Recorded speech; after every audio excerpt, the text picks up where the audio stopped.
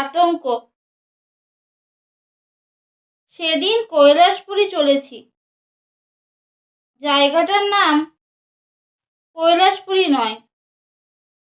ওই জায়গায় একটি বাড়ি আছে, তার নাম কৈলাসপুরী।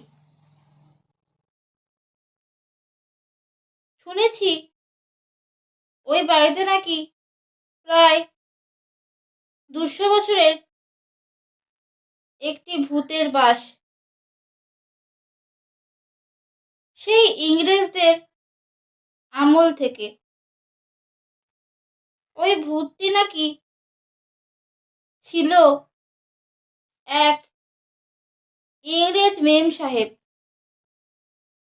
সে বাড়িতে একাই থাকতো। এইভাবে ভালোই চলছিল, কিন্তু হঠাৎ একদিন সকালে তার মৃত্যু হয়। তারপর থেকে সে ওখানেই থাকে ভূত হয়ে। কৈলাসপুরীকে দেখলে মনে হবে যেন সত্যি কৈলাস পর্বত কেটে বাড়িটা বানানো হয়েছে।